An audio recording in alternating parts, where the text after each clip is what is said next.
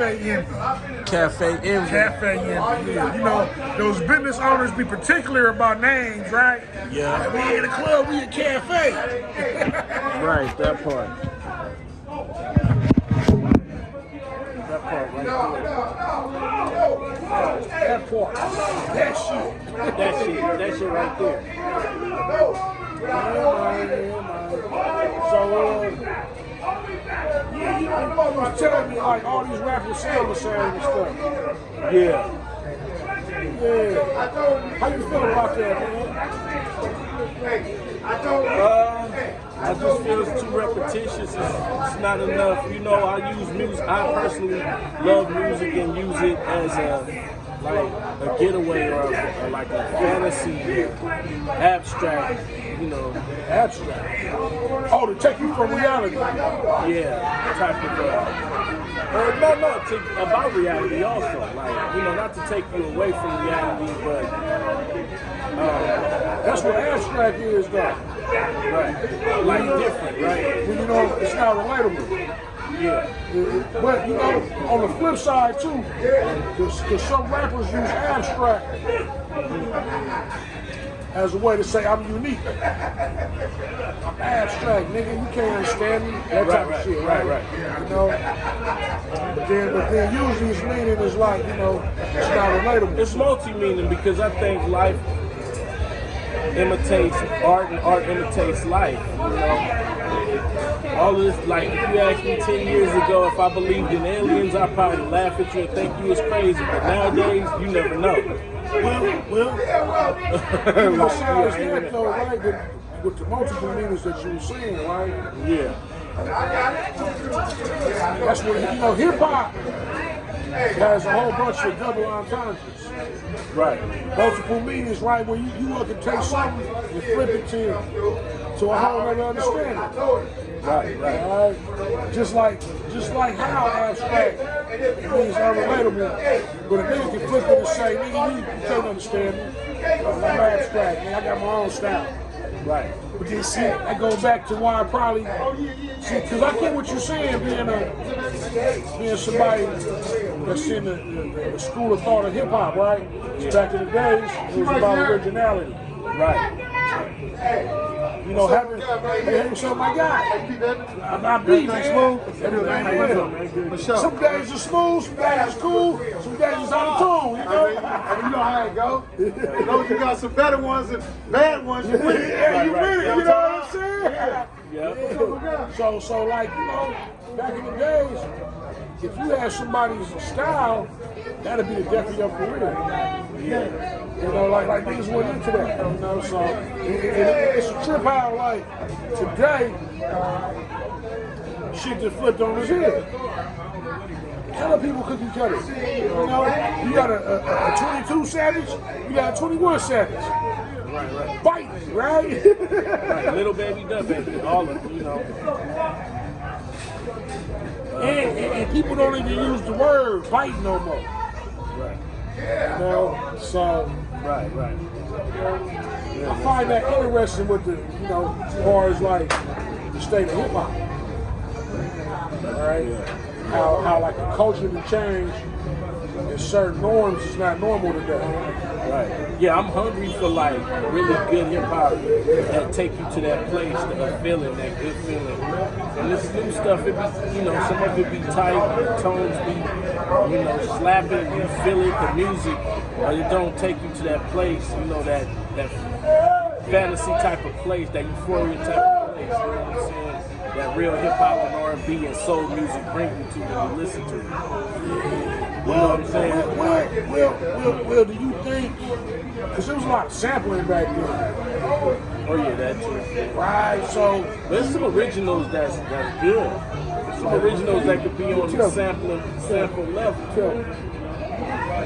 Just tell me some original shit. You know, you a hip-hopologist, right? Well,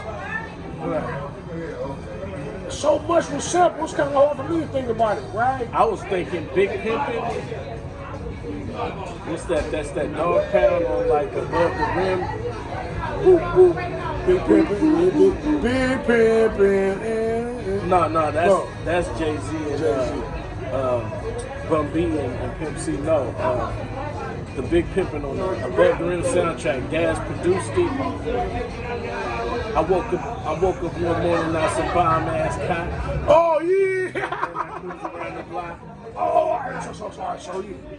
That brings this subject, right? Like that's original music. I mean, sometimes I find the samples like, oh, so I don't know if that's original, but I'm gonna do more homework on that. But that's original and that's musical and that's that feeling. You know what I'm saying? So, all right, so let me ask you this, right? Yeah. So, for instance, right? This outfit about real. Dad suggested a battle between him and Outkast. So, like, a lot of the fans is like, nah, because Outkast, you know, you got way more albums and shit, right? Yeah.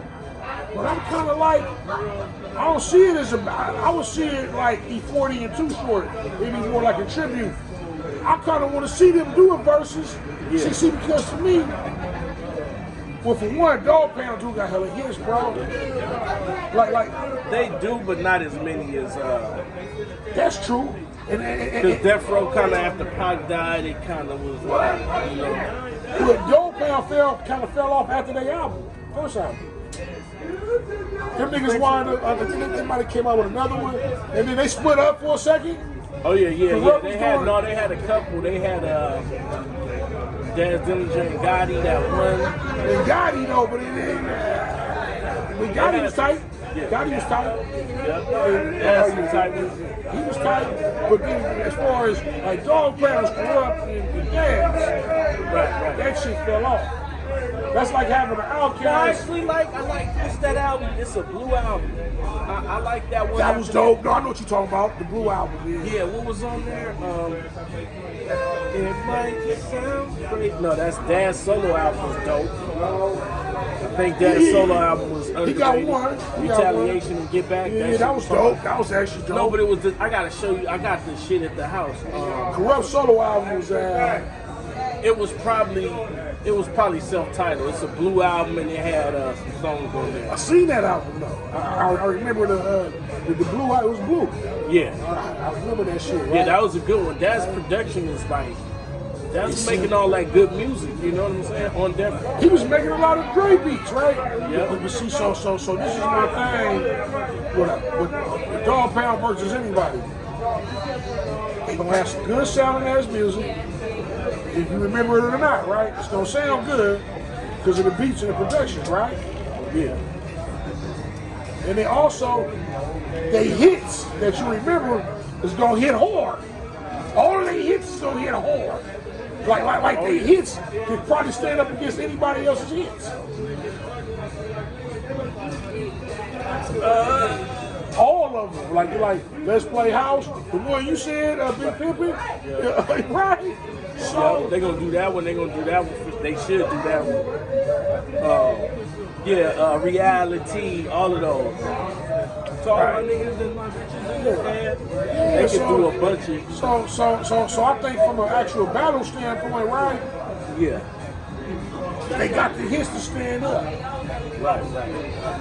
But I kind of see it more like a tribute to the era, right? Because I listen to Outkast, I can tell that they're inspired by Dog Pound. Two niggas, and then I listen to the, I can just hear Dog Pound in some of their ingredients. I'm not gonna lie, I thought I kind of was thrown off when Outkast, when Andre 3000 started changing that shit. Like wearing turbans and shit. I know, like I didn't understand. I was like too young at that time. I didn't understand like, oh, I gotta find myself or whatever going on. When people say, you mess. Everybody that messed with Erykah Badu kind of was tripping. Get turned out. But, right. But no, the Speaker Box and the Love Below, that whole double album, I was like, nah, I wasn't feeling it. I wasn't ready. But when I played it back, it's very dope. It's dope, but here's the problem. The singing part was like, dope. I was like, wow. We didn't even think he could sing like that, right? And it give me a different feeling, like when he said Caroline and them songs. That's that nostalgic feeling, you know what I'm saying? That's that fantasy, that's that feeling like when you was a kid in the 80s or whatever. You know what I'm saying? Well, would you say 3000 was ahead of his time?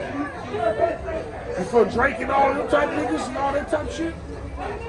Yeah, because he actually started singing first, and then Snoop got a couple of singing albums like Bush is super hard. He's singing mostly on that RNG, Rhythm and Gangsta. Rhythm and Gangsta's a classic on under. Yep. Yeah, because he redid Curtis Mayfield. Yeah. We said the man can't put no thing on me. I'm glad that I got my own. I'm glad. You know what song I'm talking about, right? The man can't put no thing on me. And the Snoop version go hard. But like, you know, looking at it though, right?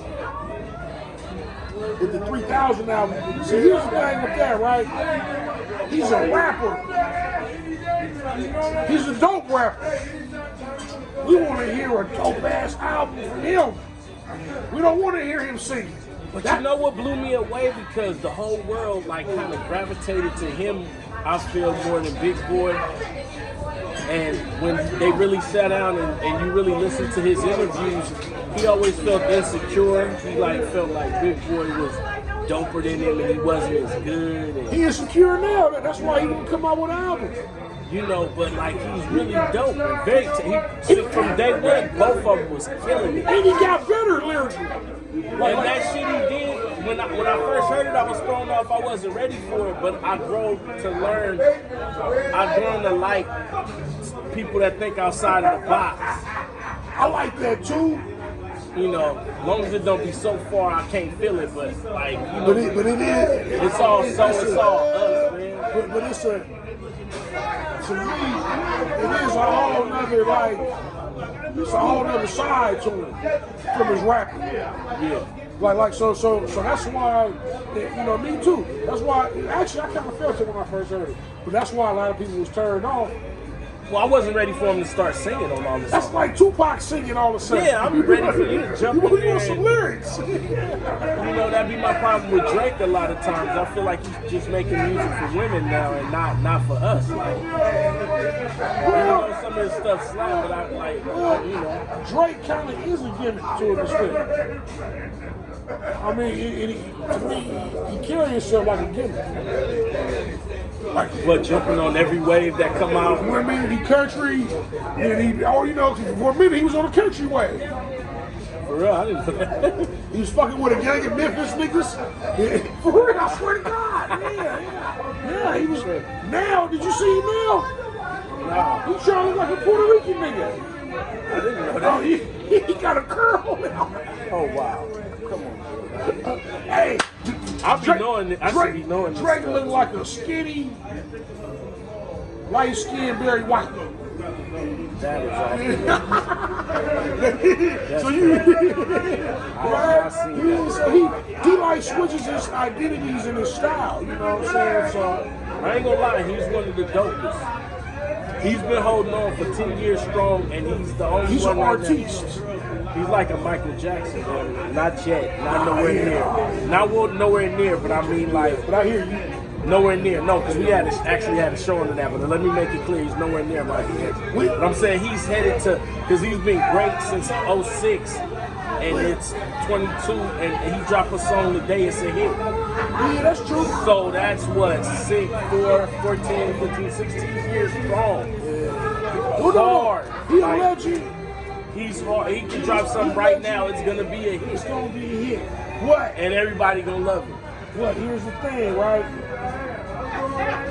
Here's the thing. And this, everything you're saying is true. I take no shots from Drake. But would you ever think of Drake as the king? You don't think of gimmicks as the king? Nah. You wouldn't think of, you know, well, for one, Kendrick maybe? For one, I don't think he even looked, I mean, you know, he on a whole nother, in order to be the king of this hip hop shit. He tried to be the king. He probably the king of pop for sure. He tried to be the king when he went at Meek Mill. He probably a king of pop, but he not the king of hip hop. But when he went at Meek Mill, he tried to be the king though. Oh yeah, well, let the world say they feel like he killed Meek Mill. I think he did too. I think he whipped Meek Mill ass. Hey, it's a snippet of a video, right? And Drake on there rapping and shit. And you can hear the lyrics stronger. So, you know, Nicki Minaj was all in the same group. So they got Nicki Minaj sitting on his lap and shit like that. You know that was Meek Mill beat, Drake. Oh, wow. Oh, yeah, that's what started everything. Drake fucking fucked Meek Mill up, man. He put Meek Mill ass for his lyrics stuff.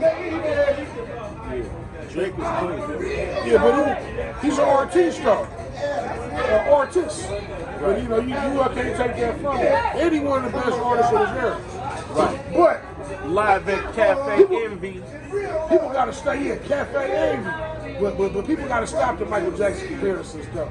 No, I didn't mean it at all Because- like that. He got a lot of time to go more, but I'm just saying there's no other rapper of today that's been as relevant and as powerful as he is. Young rapper. Young rapper. Yeah, this generation of young I rappers. think he played out now though. I think he only gonna sell out because he got his loyal fans. But as far as like what's happening in the sound, I think he already kind of played out. I think he can resurface if he come out and just focus on hip hop battles. What's the last Drake song you heard of, motherfucking bro? Girls like girls where I'm from. That's old. That's old, bro. That's old, bro. That's still, they play that every That's day. about like 2 years old though. It's for real, damn. Like, That's old, bro. with Lil Baby on there? He on there. Matter of fact, no. You know what? Take that back. I think they came out this year. You see, hold on. You know, Google's a motherfucking notebook. Hey. Oh yeah. Hey, in the land of the lost, the nigga that can master Google is king. This shit, girls like girls. A lot of girls like the girls too.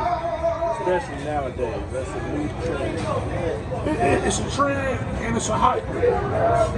It's a hype. So I mean, some girls really like girls though, right?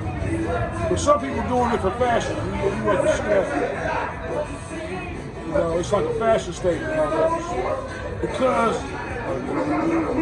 people rapping about it and shit, right? Yeah, that 2021. Oh wow, that's last year. Yeah, so that ain't old. But see, But I like that nigga though. Too Short can drop a single today. And a pop. Oh yeah, okay. Would you say Drake is like that? Yeah. Hell yeah, Drake dropped today, his shit gonna pop, especially if it's slap. I think he's starting to get played out though. A little bit. I think, well, you know, all artists gotta reinvent themselves and stay current. So it's definitely time for him to like really step it up and either jump in the bar lord shit, start like really going hard. Well, the boy talented and he's versatile, so I think he definitely can do it. But like, okay, so tell me, what new rappers do you like in this era?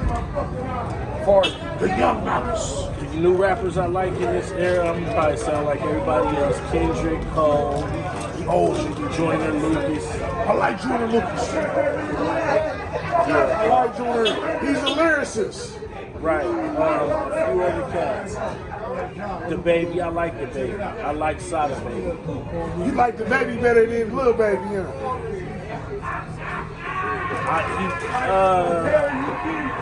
Yeah. He got his own I style. might like The Baby more.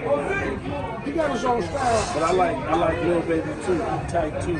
But I mean like The Baby is more, like his lyrics is more clear and he rap. He got his own style. Yeah, like he don't really use all of the auto-tune and singing. He don't be singing and stuff. Yeah, he be just talking that shit. And then I like how he play and have fun and shit and be fucking around on the camera, just having fun. He be an angry motherfucker. The Baby for a minute was always getting into some shit. Talking about something, saying something. Right. He was getting in more trouble than Tupac for a minute.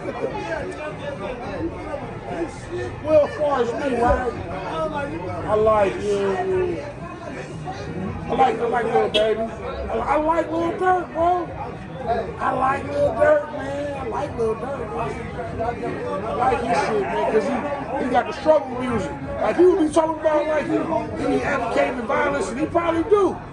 Every time I hear him, he talking about dead homies and he's going through the struggle.